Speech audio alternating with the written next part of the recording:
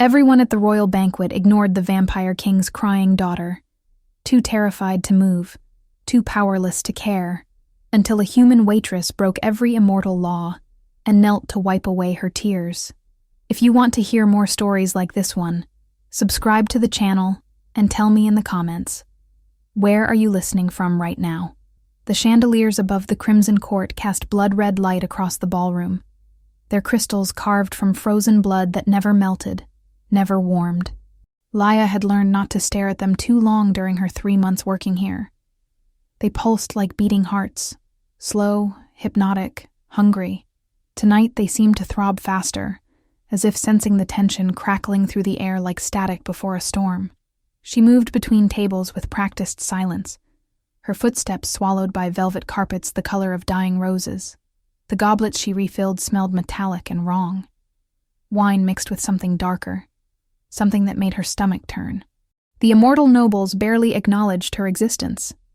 To them, humans were furniture that occasionally needed replacing. "More bread for table 7, Marcus hissed, shoving a basket into her trembling hands. His eyes held a warning. "And for the love of everything unholy, don't make eye contact. Lord Vesper is still furious about last week." Laia nodded, keeping her gaze fixed on the marble floor. Eye contact with vampires wasn't just rude. It was a challenge. A challenge that could cost her more than her position. It could cost her throat. The banquet hall buzzed with political venom disguised as polite conversation. Trade routes seized, territories disputed. Accusations wrapped in silk and delivered with smiles that showed too many teeth. At the far end of the hall, elevated on a dais of black marble veined with silver, sat King Darius himself. Laia had only seen him from a distance before, but tonight she was close enough to understand why poets wrote odes to his terrible beauty. His skin looked carved from moonlight itself, pale, luminous, impossibly smooth. Dark hair fell past his shoulders, framing a face that held centuries of power and an eternity of boredom. His eyes were black wells that reflected nothing, felt nothing, cared about nothing. He wore robes of crimson and midnight that probably cost more than her village had earned in 10 harvests. He wasn't eating. He wasn't even pretending to listen to the ancient vampire whispering urgently in his ear. He simply stared ahead with the expression of someone who had attended this same party for 500 years and knew exactly how it would end. Then Laia heard it. A sound that didn't belong in a room full of predators. A child crying. She turned her head slightly, searching through the sea of immortal faces, and found her. There, partially hidden behind the king's throne, sat a little girl no older than 6. She had pale blonde curls that caught the crimson light, turning them rose gold. Her black velvet dress matched her father's robes perfectly, and she clutched a stuffed bat toy to her chest as if it were the only real thing in the world. Silent tears rolled down her porcelain cheeks. The entire hall had gone deathly still. Laia's breath caught as she realized. Every vampire in the room had noticed. They stood frozen, goblets halfway to lips, conversations dying mid-sentence. But no one moved. No one approached the crying princess.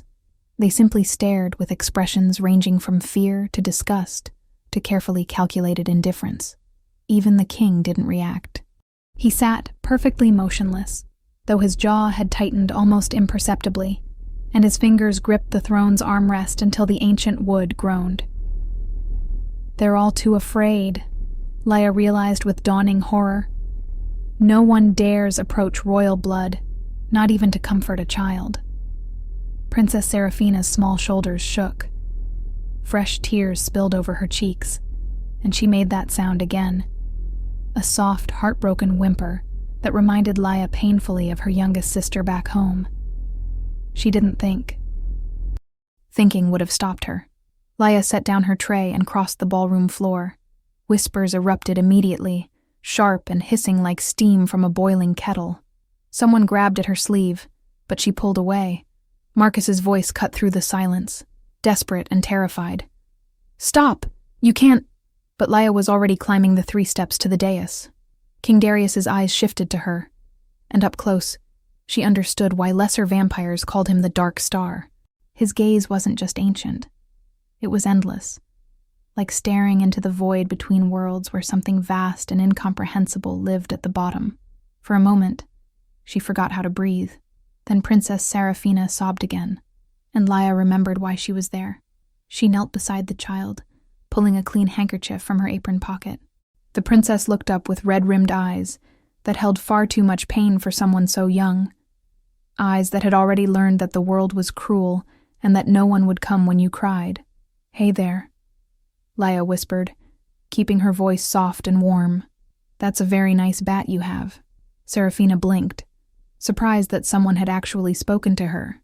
"His name is Shadow," the princess said quietly, her voice barely audible over the ringing silence. "Shadow is a perfect name." Laia gently wiped the tears from the child's cheeks, her touch feather-light. "Do you know what my grandmother used to tell me when I cried?" The little girl shook her head. "She said that tears are just the heart's way of speaking when words aren't enough. And that's okay. You're allowed to cry." Something shifted in Seraphina's expression, like a door opening just a crack in a room that had been locked for years. She leaned slightly into Laia's touch, and more tears came. But these seemed different somehow, lighter. That's when Laia noticed the mark on the child's wrist, a black sigil, twisted and sharp like thorns, wrapped around her pale skin. It pulsed with sickly light that made Laia's stomach turn, radiating malevolence so thick she could taste it like copper on her tongue. But as she continued wiping the tears away, as she smiled at the girl and adjusted her hair with gentle fingers, something impossible happened. The black sigil flickered. For just a heartbeat, the edges seemed to fade, turning from ink black to charcoal gray, like shadows touched by dawn. Laia didn't see it clearly. She was focused on Seraphina's face, on the way the child's breathing was evening out, on the ghost of a smile appearing on those tiny lips. But King Darius saw it. His eyes widened. His hand gripped the throne's armrest so hard the wood cracked with a sound like breaking bones. "What are you?" he breathed. But the words were too quiet for anyone else to hear. A question whispered to the universe itself, desperate and disbelieving and full of something that looked dangerously like hope. The spell broke when Lady Morgana swept forward, her crimson gown billowing like blood in water. "Seize her," she commanded, her voice sharp enough to cut glass. "This human has touched the princess. She's violated sacred law." Guards materialized from the shadows, their hands reaching for Laia's arms. But before they could grab her, Princess Seraphina did something no one expected. She wrapped her small arms around Laia's neck and held on tight. "No," the princess said, her voice stronger than before. "She's nice. Don't take her away." The guards froze, uncertain. You didn't forcibly remove someone from the princess's embrace without permission. All eyes turned to King Darius. He rose slowly from his throne, and the entire room seemed to shrink when he spoke. His voice carried absolute authority that made even ancient vampires bow their heads. "Let her go." Lady Morgana's face twisted. "But your majesty, I said let her go." His eyes hadn't left Laia. "This woman will be kept under royal watch. Place her in the East Wing chambers. No one is to harm her or question her without my direct permission." He paused, and the ghost of something that might have been hope flickered across his ancient face. "We may have use for her yet." The whispers followed Laia through marble corridors like hungry ghosts. 2 guards escorted her to the East Wing, the part of the palace reserved for guests the king wanted to keep close, but not quite trust. Her new room was larger than her family's entire cottage, with a canopy bed draped in silver silk and windows overlooking moonlit gardens. It was beautiful. It was also a cage. "Don't try the door," one guard said flatly. "It's watched. You leave when the king says you leave." The lock clicked behind them, and Laia was alone. She sat on the edge of the bed, her hands trembling now that the shock had worn off. What had she done? She'd broken protocol, touched a royal vampire, and somehow, the entire court had seen something in that moment that terrified them. The mark on the princess's wrist. It had changed. She hadn't imagined it. The black sigil had flickered when she touched Seraphina, like a candle flame disturbed by breath. But that was impossible. Laia was nobody. a waitress from a farming village who'd come to the capital looking for work after her father died. She had no magic, no special blood, nothing that would explain what happened, except her grandmother's words echoed in her memory. Our family comes from old stock, Laya, the kind that remembers when humans and vampires weren't enemies. The Light Mother watches over us still. Laya had always thought it was just old woman talk, stories to make their poverty feel less meaningless. But now she wondered. 3 floors below, in a circular tower room lit only by candles, King Darius spread ancient scrolls across his desk. He hadn't visited this room in decades. It had belonged to his father's father, the Scholar King, who had obsessed over prophecies and legends until madness claimed him. The other vampires thought Darius had sealed it out of respect. They were wrong. He'd sealed it because some knowledge was too dangerous to remember. Now he broke those seals without hesitation. The scrolls were older than most kingdoms, written in languages that had died centuries ago. But Darius had lived through those centuries. He remembered the words. His fingers traced over passages about the War of Separation, when vampires and humans had torn their alliance apart in blood and betrayal. Most focused on battles and treaties. But one scroll, brittle and yellowed, spoke of something else.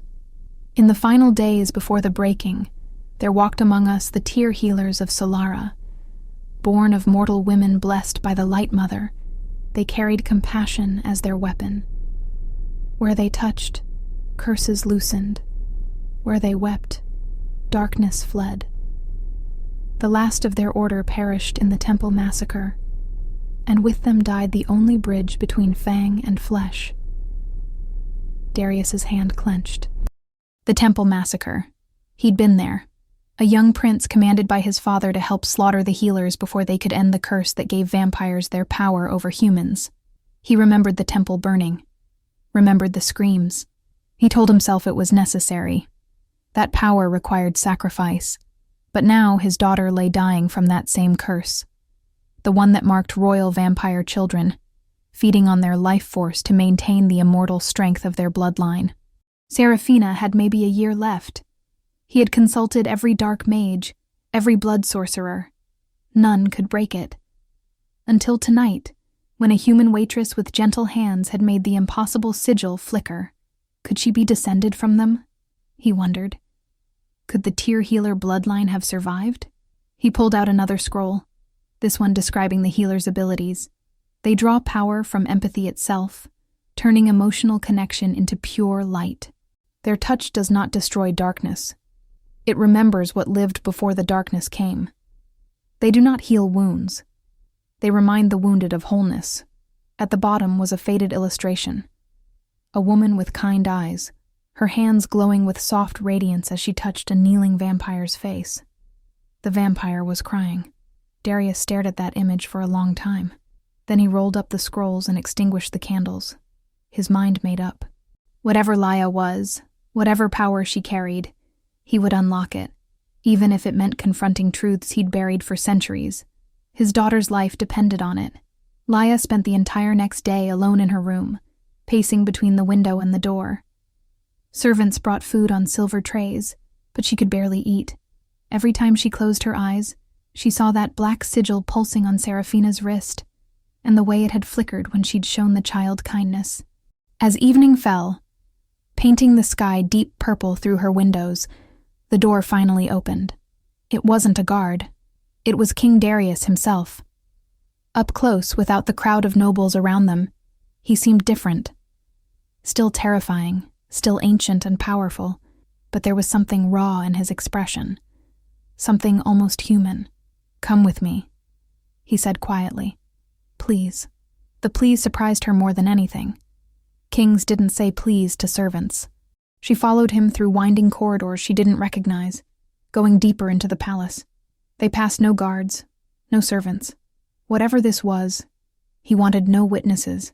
He stopped at a door painted with silver stars and moons. A child's door. "My daughter hasn't laughed in 3 years," Darius said without looking at her. His hand rested on the door handle, but he didn't open it yet. The curse feeds on joy. Every moment of happiness she feels, it devours. His voice cracked on the last word. So she stopped feeling happiness altogether. She stopped trying. He finally turned to face her, and his eyes held desperate hope that made him look centuries younger.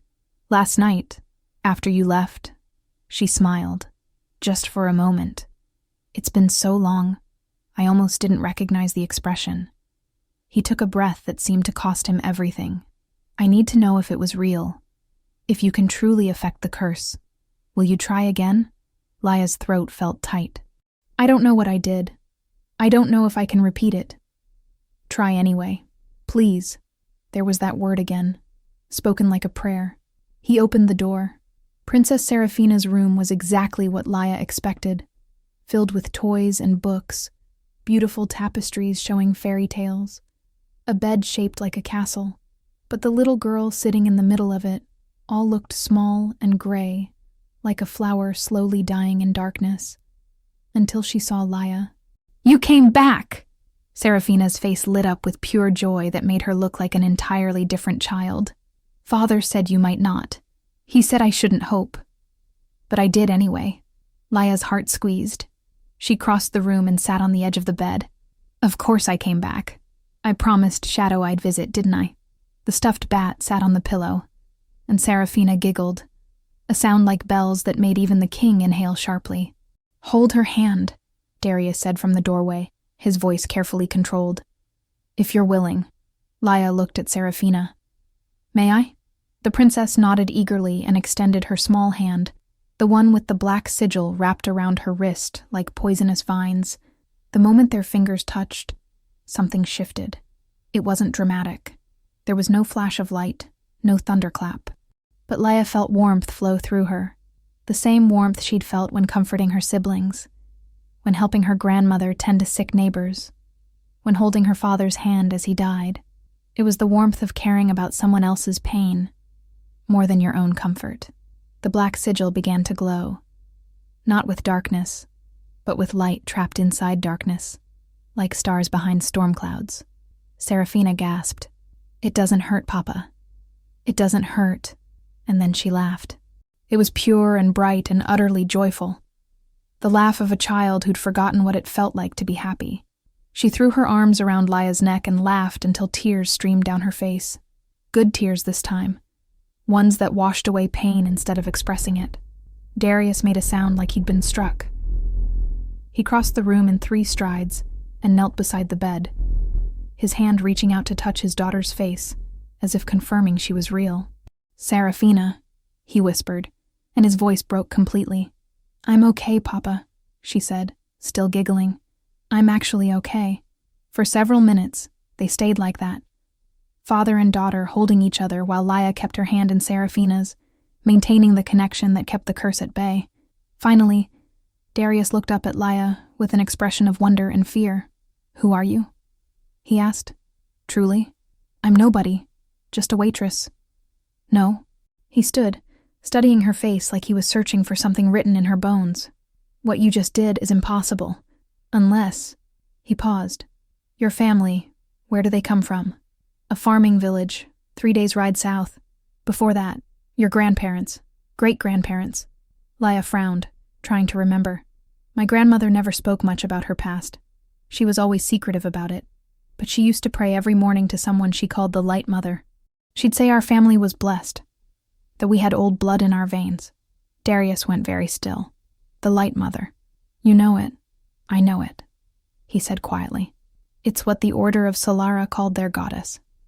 The healers who could break curses with compassion alone." He looked at her with new eyes, eyes that held guilt and hope and terrible knowledge. "They were all killed centuries ago. Or so we thought." "What are you saying?" "I'm saying, Laya, that you might be the last of them. The last Tyr healer in existence." The words hung in the air like prophecy, and somewhere deep in Laya's chest, something ancient and sleeping began to wake.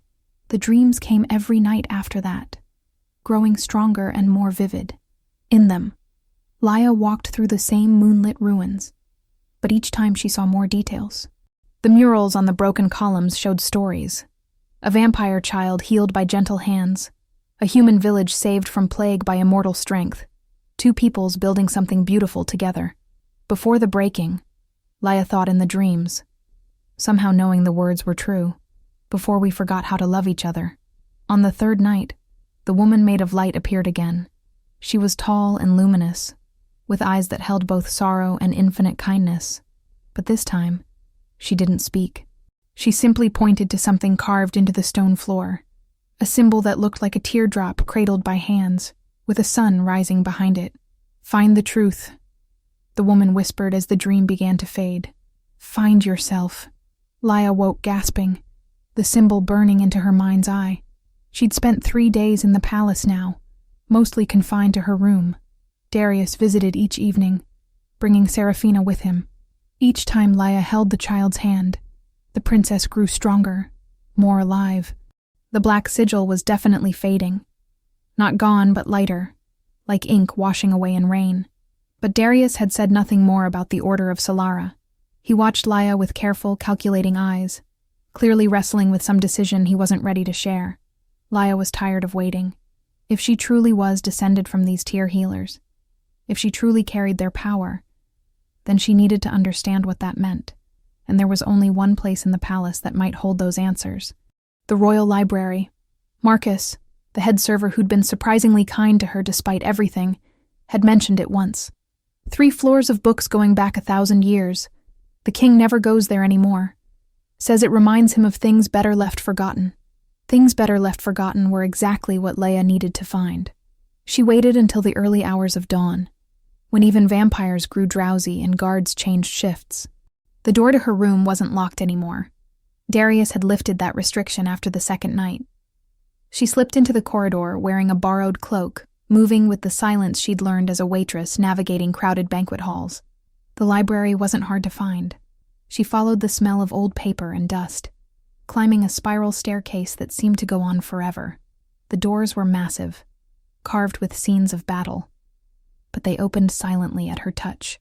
Inside, rows of shelves stretched into darkness, lit only by dying candles in sconces that probably hadn't been changed in months. The air tasted stale and forgotten. Laya began searching, running her fingers along leather spines, squinting at titles written in languages she couldn't read. How was she supposed to find anything in this maze? Then she saw it. A door at the far end of the library, partially hidden behind a tapestry. Something pulled her toward it, the same inexplicable tugging she'd felt in her dreams. The door was locked, but when she touched the handle, it clicked open as if recognizing her. Impossible, she thought. But she'd stopped believing in impossible 3 days ago. The room beyond was small and circular, its walls covered entirely in murals. And these weren't ancient and faded. They'd been preserved somehow, still bright with color despite obvious age. Laya's breath caught. The murals showed the same scenes from her dreams. The temple, the pool of starlit water, humans and vampires living together in harmony. And in the center of the largest mural, painted with such care that every detail seemed alive, was a woman. She wore white robes and held her hands outstretched, glowing with soft light. Her face was kind and strong, with dark hair falling past her shoulders. Around her, both humans and vampires knelt, not in worship, but in gratitude. Beneath the mural, words were carved in a language Laya didn't know, but somehow understood. The first oracle of tears. She who remembered love when all chose hate. Mother of compassion. Founder of Solara. Laya stepped closer, her heart pounding. The woman's face. It was like looking in a mirror. Not exactly the same. This woman was older, wiser. But the resemblance was unmistakable. The same eyes. The same shape of jaw. The same slight tilt to her smile. "It's you," Laya whispered to the painting. "You're the one in my dreams. And you," a sharp voice said behind her, "are somewhere you absolutely should not be." Laya spun around. Lady Morgana stood in the doorway with 2 guards flanking her, her crimson dress seeming darker in the candlelight, like drying blood. "The hidden oracle's chamber," Morgana said, her voice dripping with malice. "Sealed by royal decree for 300 years. Only those of the bloodline can open its door." Her smile was all teeth. "You've just confirmed what I feared. You're not just some peasant girl. You're a threat to everything we've built." "I'm not a threat to anyone," Laya said, but her voice wavered. "Guards, seize her." Morgana's command was ice cold. "The king will want to know that his little experiment has been rating forbidden." "The king," Darius's voice cut through the room like a blade, "is already aware." He stood in the main library beyond, his face unreadable, but his eyes found the mural, found Laia standing before her ancestor's image, and something shifted in his expression: understanding, recognition, and fear. "Leave us," he commanded. "All of you. Your Majesty." She opened a sealed door. "Leave us." Morgana's face twisted with fury, but she bowed stiffly and withdrew, the guards following. When they were alone, Darius entered the hidden chamber and stared at the mural for a long moment. "I painted this," he said quietly, 30 years ago, from memory. I wanted to remember her face before time stole it from me." He looked at Laia. "I never thought I'd see it again. Not on canvas. Not in life. You knew her? The first oracle? I killed her," Darius whispered. "And now her blood has returned to save my daughter from the very curse I helped create." Before Laia could respond, the door burst open again. Not just Morgana this time. 7 vampires swept into the library like a storm, their formal robes marking them as the Vampire Council, the ancient lords and ladies who governed alongside the king. Lord Vesper led them, his face twisted with contempt. "Your Majesty, we must speak. Now. This is not the time." Word has spread throughout the court. Lady Morgana stepped forward, her voice sharp with triumph. "You shelter a human with divine powers, a descendant of the Solara Order, the very bloodline we exterminated to preserve our dominion." Another council member, Lord Theron, pointed an accusing finger at Laia. "She's corrupting the princess, weakening the royal curse that binds our power structure. If the curse breaks, the entire foundation of vampire society crumbles."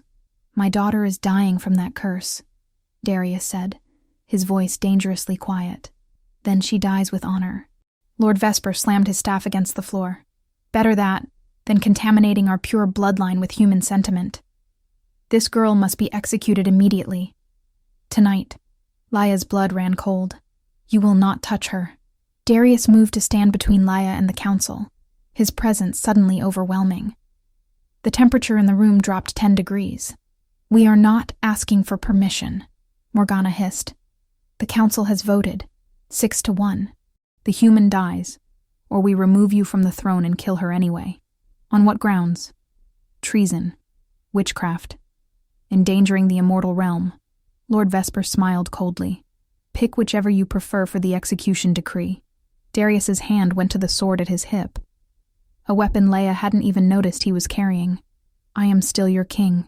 "A king who's grown soft," Theron sneered. "Blinded by fatherly love. You would sacrifice centuries of vampire supremacy for one child?" "Yes." The single word silenced them all.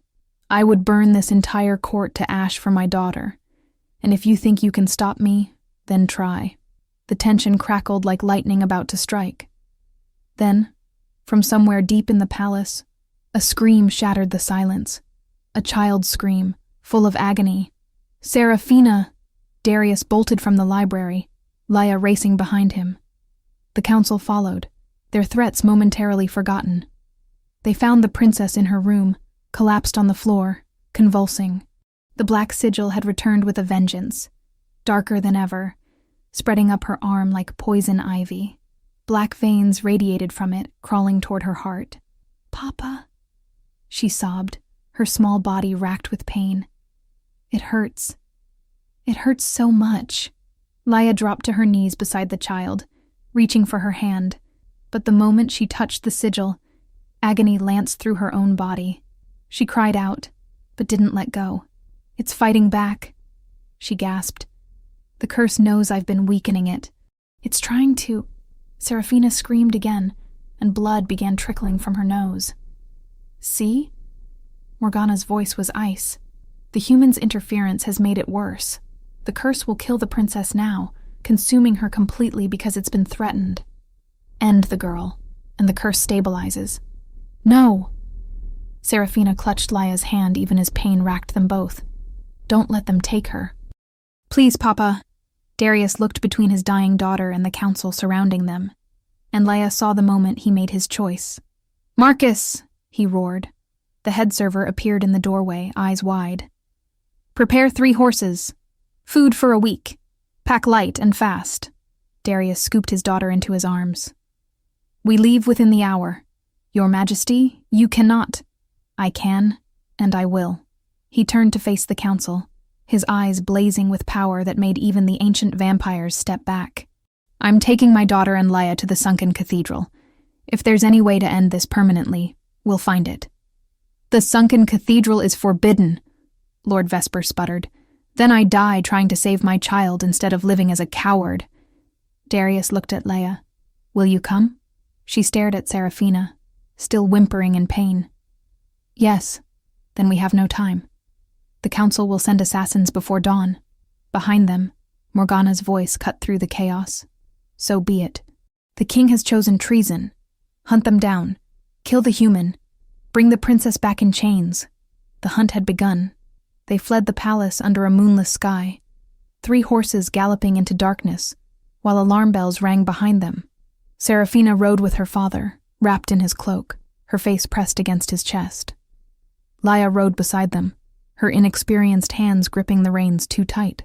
She'd never ridden a horse before yesterday, when Marcus had given her a frantic lesson in the stables. "They'll send blood trackers," Darius said, as they plunged into the forest beyond the city walls. "They can follow our scent for miles. We need to reach the River Sorrows by dawn and cross it. The running water will hide our trail." Leia's thighs already ached from riding, but she pushed the horse faster. Behind them, she could hear hunting horns, a sound that made her blood freeze. They rode for hours through twisted trees that seemed to lean in with grasping branches. Twice they heard howls that were definitely not wolves. Once, eyes gleamed red from the underbrush, but Darius simply bared his fangs, and the creature melted back into shadow. By the time they reached the river, Seraphina was burning with fever. "The curse is accelerating," Darius said, his voice tight with barely controlled panic. He laid his daughter on the riverbank, while Leia collapsed beside them, every muscle screaming. Being separated from the palace, from the source of vampire power, it's making everything worse. "Let me try something." Leia placed her hands on either side of Seraphina's face. The little girl's skin felt like fire. "In my dreams, the oracle didn't just touch. She gave something. Warmth. Light. Let me try." She closed her eyes and thought of everything she loved about this child. Her brave smile, her gentle heart, the way she'd held on to Leia even when everyone else told her to let go.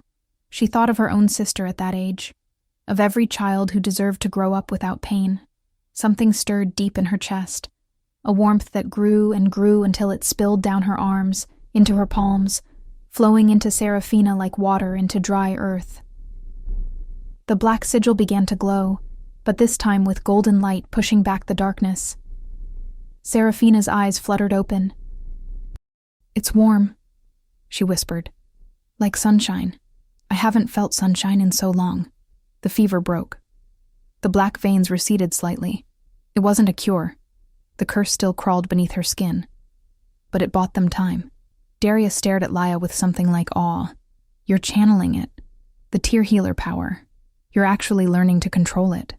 "I don't know what I'm doing," Leia admitted. "I just feel what she needs and try to give it." That's exactly what they did. The Order of Solara. He looked away. I'd forgotten what it looked like. Real compassion. Not the calculated mercy we vampires practice when it serves us, but genuine care for another's suffering. They crossed the river at dawn and continued into the mistwood, a forest so thick with fog that Leia couldn't see 10 feet ahead. Here they encountered their first village.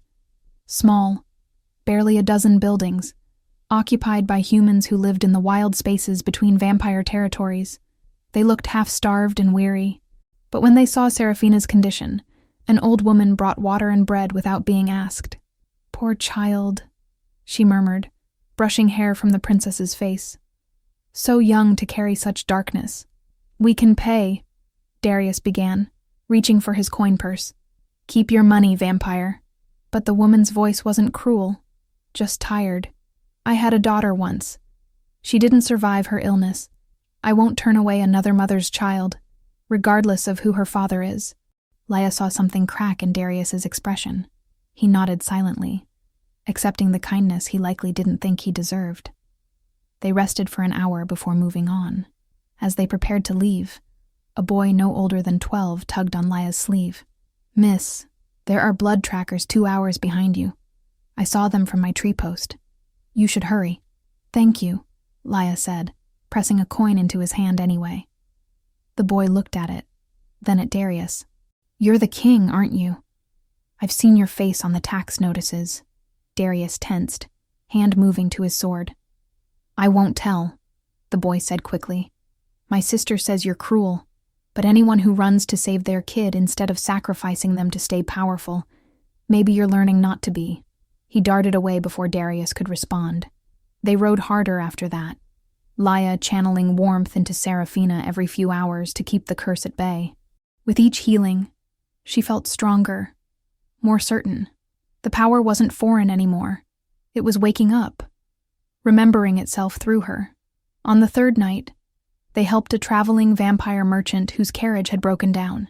He didn't recognize Darius in his travel-stained clothes, and Laia watched the king work alongside her to fix the wheel, his immortal strength making short work of the task. "You're kind for humans," the merchant said to Laia, assuming Darius was her husband. "And you, sir, are quite strong for a mortal." After he left, Darius was quiet for a long time. "I've ruled for 500 years, he finally said as they made camp. "I've commanded armies, negotiated treaties, executed traitors, but I've never fixed a stranger's carriage just because it was the right thing to do. I'd forgotten that was even an option." "It's never too late to remember," Laia said softly. On the fourth day, through the clearing mist, they saw it. The sunken cathedral rose from the earth like a broken prayer, half its towers buried, its walls covered in creeping vines that glowed faintly in the twilight. Around its perimeter, translucent figures drifted, spectral monks still walking their ancient paths, bound to guard the cursed seal even in death. "We're here," Darius whispered. Seraphina stirred in his arms. "Papa, I can feel something old and angry." "The source of the curse," Laia said, that inexplicable knowing rising in her again. The place where it all began. They had arrived at the heart of darkness. Now they had to find the light within it. The spectral monks didn't attack immediately. They simply watched as Darius, Laia, and Seraphina approached the cathedral's massive doors. The ghosts' faces held no malice, only infinite sadness, as if they'd been waiting centuries for someone to finally end their vigil. "They're trapped," Laia realized, "bound by the same curse they're guarding." One monk, the tallest, with a face that might have been kind in life, gestured toward the entrance. An invitation, not a threat. But before they could enter, riders emerged from the mistwood behind them. 5 vampire assassins on black horses, their armor gleaming like beetle shells in the dying light. Leading them was a woman Laia recognized from the council chambers, Lady Seraphine, the huntress, known for never letting her prey escape. "Your Majesty," she called out, her voice carrying across the clearing. "The council offers you one final chance. Surrender the human. Return to the palace with the princess. Your throne will be restored, and this unfortunate rebellion will be forgiven." Darius set Seraphina down gently behind him and drew his sword. The blade sang as it left its sheath, ancient steel that had tasted the blood of kings. "My daughter is dying. The council would rather preserve their power than save an innocent child. Tell me, Seraphine, when did we become the monsters humans always feared we were?" The huntress's expression flickered, something almost like doubt crossing her features. "We are what we must be to survive." "No." Darius's voice carried absolute certainty. "We are what we choose to be, and I choose her." He gestured to Seraphina, then to Laia.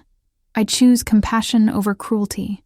I choose love over power, even if it costs me everything. Then you die a traitor." Seraphine raised her hand, and the assassins charged. Darius met them with fury that shook the earth. His blade moved like lightning, cutting through the first assassin's guard and sending the vampire tumbling from his horse. But there were too many, and he was protecting 2 fragile humans behind him. An assassin's sword sliced across his shoulder, drawing black blood. Another struck at his leg. He was being overwhelmed. Then the spectral monks moved. They flowed forward like mist made solid, placing themselves between the assassins and the cathedral doors. Their translucent hands touched the attacking vampires. And where they touched, the assassins froze, not in pain, but in memory. One assassin dropped his sword, tears streaming down his face. "Mother?" he whispered, staring at nothing. "Mother, I'm sorry. I'm so sorry." Another fell to her knees, sobbing. I remember who I was before the darkness, before the blood." The spectral monks weren't fighting. They were reminding, showing the assassins the people they'd been before centuries of violence had hardened their hearts to stone. Lady Seraphine alone remained standing, but her hand trembled on her sword hilt. What did you do to them?" The tallest monk spoke, his voice like wind through empty halls. "We showed them what they forgot. Love. Mercy. The person they were before they became what they feared." Darius stood breathing heavily, his wounds already healing.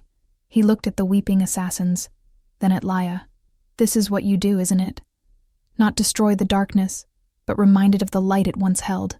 Laia nodded slowly, understanding flooding through her. The curse can't be killed with violence. It has to be healed with compassion. Seraphine's sword clattered to the ground. Her face was pale, shaken. "The council said you were corrupting the princess, that the human was poisoning vampire strength with weakness." She looked at her sobbing companions, then at Seraphina clinging to Laia's hand. "But I see a father protecting his child. I see a woman healing instead of harming. Perhaps we are the poison. It's not too late to choose differently," Darius said quietly. "For any of us." The huntress stared at him for a long moment, then bowed her head. "I cannot stop you, Your Majesty. I will not."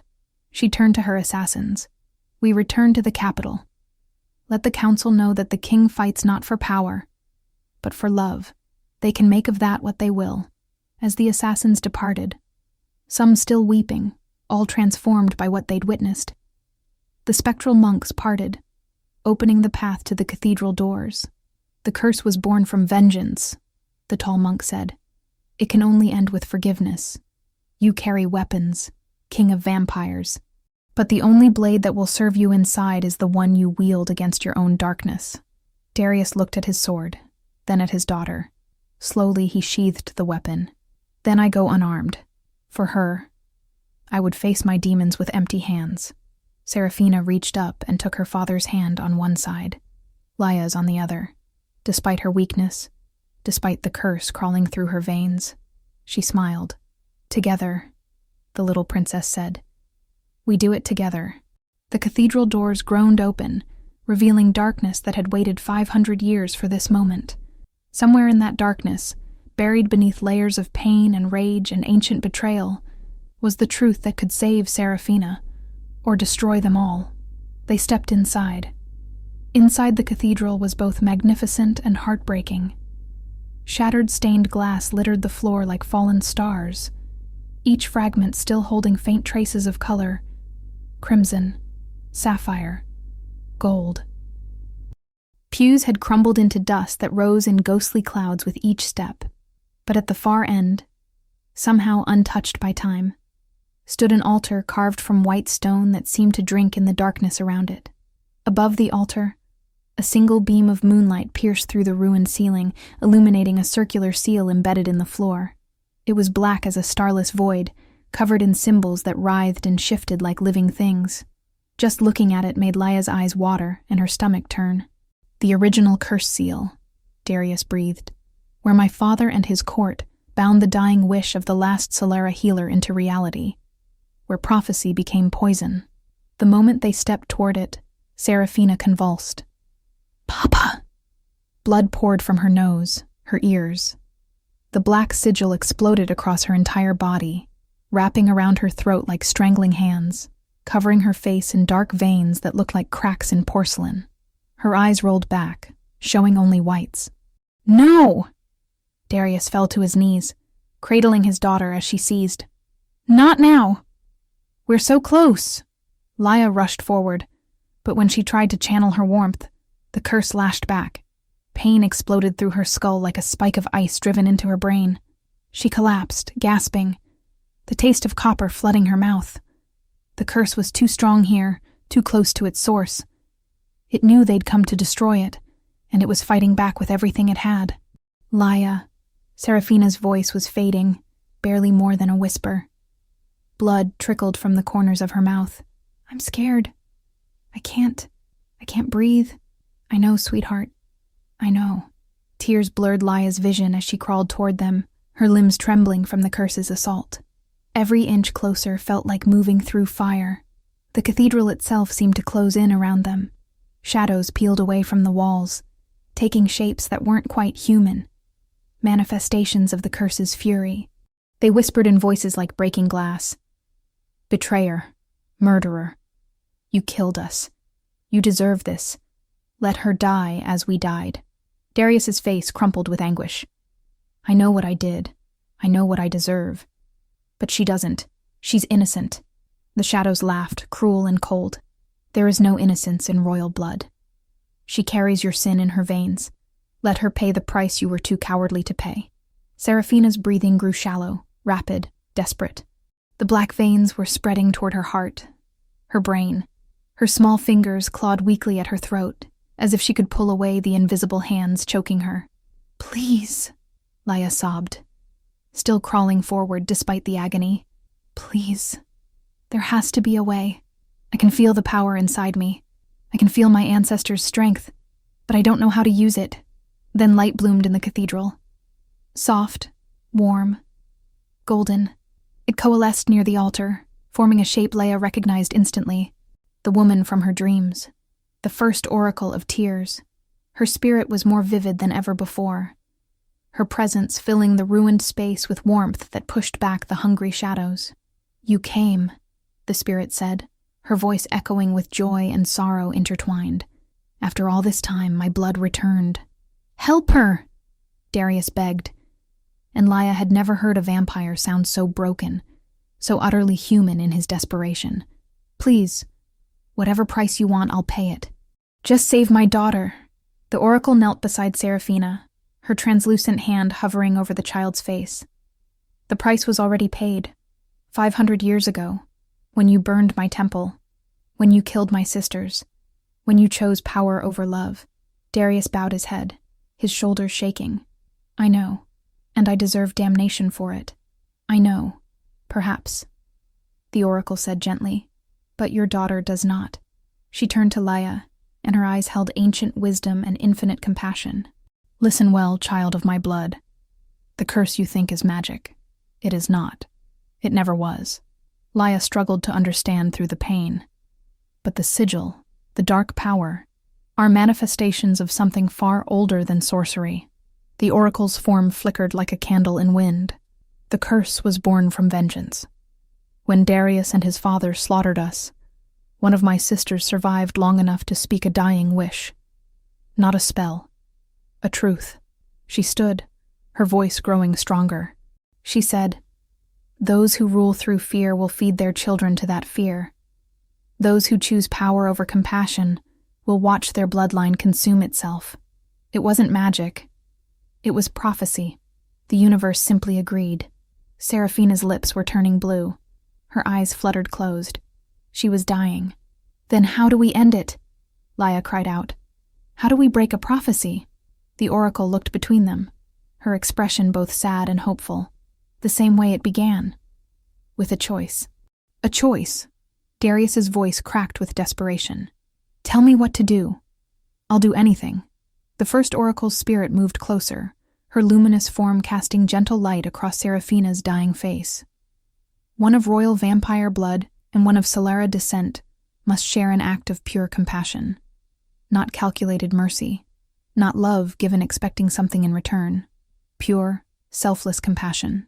The very thing that was murdered in this place 500 years ago. How? Laya clutched Serafina's hand, feeling the child's pulse growing weaker. How do we do that? You already know. The oracle's eyes met hers with infinite understanding. You've been doing it since the moment you first wiped this child's tears. The question is not how, but whether you can do it here, at the source of all darkness, where vengeance is strongest and hope seems impossible. The shadows surrounding them grew more aggressive, pressing in with whispers that cut like knives. She'll die anyway. You'll fail. The curse is eternal. We are eternal. No, Laia said, her voice shaking but determined. Nothing built on hatred is eternal. Love is what lasts. Love is what survives. The oracle smiled sadly. My sister spoke her dying prophecy in rage and pain. She cursed those who had chosen power over compassion. But prophecies are not chains.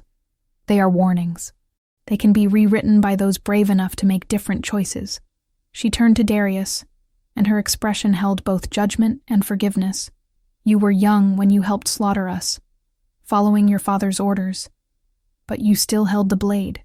You still chose obedience over conscience.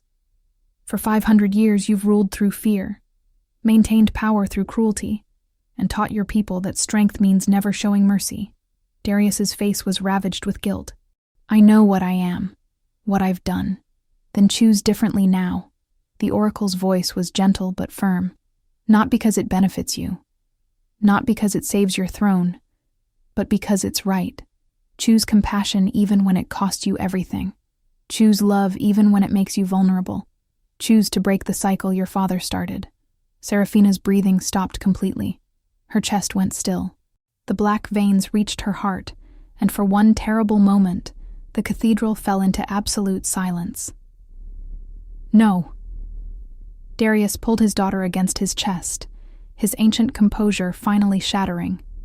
Tears, blood-red tears that vampires rarely shed, streamed down his face. Don't leave me. Please, Seraphina. I'm sorry. I'm so sorry for the world I built, the world you had to suffer in because of my choices. Laia felt her own tears falling, hot and fast. She'd known this child for only days, but it felt like losing a sister, losing a piece of her own heart. Remember, child of my blood, the oracle whispered, her form beginning to fade. You cannot destroy darkness. You can only remind it of the light it once was. The curse is not a monster to be slain. It is a wounded thing that forgot how to heal. Show it. Show it what it's forgotten. And then she was gone, leaving only the instruction and the dying child and two people who loved her enough to break the world for her. Laia looked at Seraphina's motionless form, then at Darius's shattered expression, and suddenly she understood. The oracle hadn't told them to fight the curse. She'd told them to feel, to be so completely present in their love and grief that it became something powerful enough to rewrite prophecy itself. We have to do it now, Laia said, her voice steadier than she felt. Together. Darius nodded, unable to speak. His hands were trembling as he held his daughter. The curse seal beneath them began to pulse, sensing their intention. The shadows shrieked with rage, trying to stop what was coming. But Laia and Darius weren't listening to the darkness anymore. They were listening to love. Laia moved closer, placing her hands over Seraphina's heart. I don't know if this will work, she admitted. But I know I can't watch her die without trying. Not because I expect a reward, not because I want something in return, but because she deserves to live. Every child deserves to live free of their parents' sins. Darius placed his hands over Laia's, his vampire strength and her human warmth merging. And I can't rule a world built on the suffering of innocence anymore, he said, even if it means losing everything. Even if it means the council destroys me. Some things matter more than power. The cathedral trembled. The curse seal cracked. And in that moment, suspended between death and life, between vengeance and forgiveness, everything hung in the balance. Now, Laia whispered, choose love. Choose compassion. Choose to break what hatred built. And they did. Laia carefully lifted Seraphina's lifeless body into her lap, cradling the child the way she'd cradled her own baby sister during thunderstorms, the way her mother had once held her when fever burned through their village. She smoothed the princess's sweat-soaked hair back from her forehead, her touch infinitely gentle despite the trembling in her hands. It's okay, Laia murmured, even though Seraphina couldn't hear her anymore, even though the child's chest no longer rose and fell with breath. You're not alone. You're never alone. And then, because her heart was breaking for this little girl who'd never asked to be born into darkness, because she genuinely couldn't bear the injustice of an innocent child paying for centuries of adult cruelty, because every fiber of her being rebelled against a world where children died for their parents' sins, Laya cried. Not delicate tears, raw, wrenching sobs that came from the deepest part of her soul. Tears that held all the grief she'd buried when her own father died, all the fear she'd swallowed working in the Crimson Court, all the love she'd discovered for this brave little girl who deserved so much better than the fate she'd been born into. A single tear fell onto the black sigil on Seraphina's wrist. Where it landed, light bloomed, not harsh, violent light, but soft, warm radiance that spread like dawn breaking over a frozen world. The black veins began to glow from within, fighting against themselves, darkness and light warring in the space of a heartbeat. Blood, Darius breathed, sudden understanding flooding his ancient eyes. It needs blood and tears, vampire and human, power and compassion united. Without hesitation, he bit his own palm, his fangs tearing through flesh until black blood welled up. He pressed his bleeding hand over the place where Laya's tear had fallen, mixing his immortal essence with her mortal grief.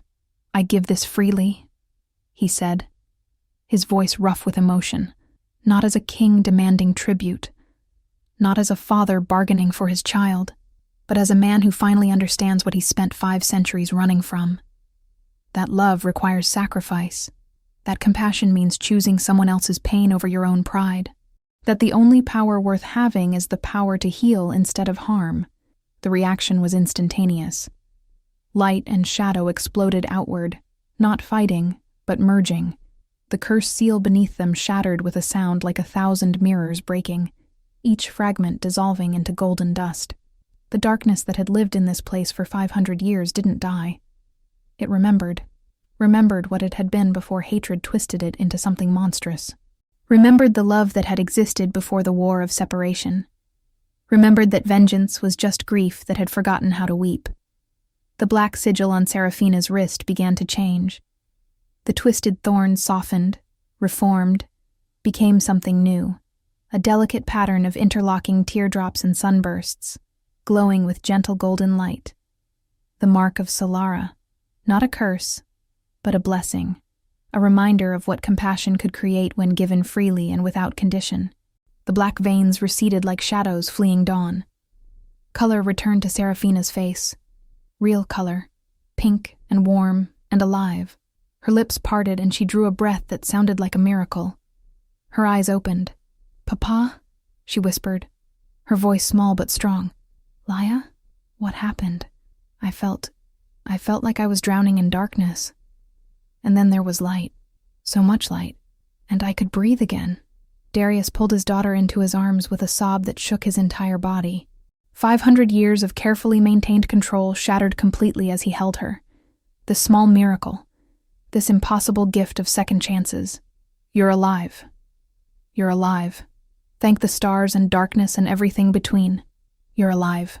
Laya sat back, exhausted beyond measure, but filled with joy so pure it hurt. The cathedral around them was transforming. The shadows fled. The spectral monks materialized one final time. Their faces no longer sad but peaceful, and they bowed to Laya before dissolving into light. Their vigil finally ended. The cursed seal was gone, replaced by a pattern of golden light embedded in the stone. The same pattern now glowing on Seraphina's wrist. A permanent record of what had happened here. A promise that love had conquered vengeance, that compassion had rewritten prophecy, that the cycle of hatred had finally been broken by 2 people brave enough to choose differently. Outside the cathedral, dawn was breaking for the first time in generations. True dawn, with golden sunlight that didn't burn vampire skin, but warmed it gently. The way it had before the war of separation, when the 2 peoples had lived in harmony. The curse wasn't just broken for Seraphina. It was broken for everyone, and it had all started with a simple act of kindness.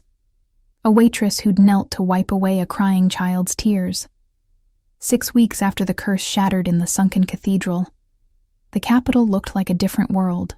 True sunlight, golden, warm, life-giving, poured through the streets for the first time in generations. Vampires walked in it without burning, their skin drinking in the light they'd been denied for centuries. Children, both human and vampire, played together in the squares where once only fear and separation had lived. The chandeliers in the Crimson Court no longer pulsed with frozen blood. Darius had ordered them replaced with crystal that caught the sunlight and painted rainbows across the marble floors. The ballroom that had witnessed Laya's first act of defiance now hosted the inaugural meeting of the Unity Council. 12 seats, 6 for vampires, 6 for humans, arranged in a circle with no head, no hierarchy. Just equals seeking solutions together.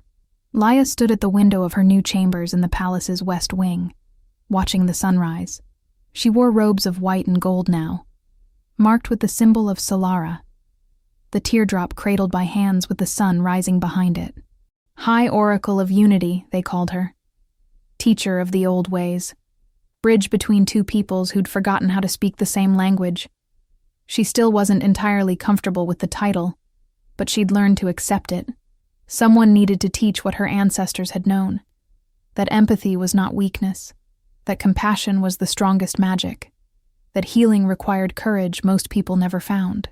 "You're thinking too loud," Serafina said from the doorway.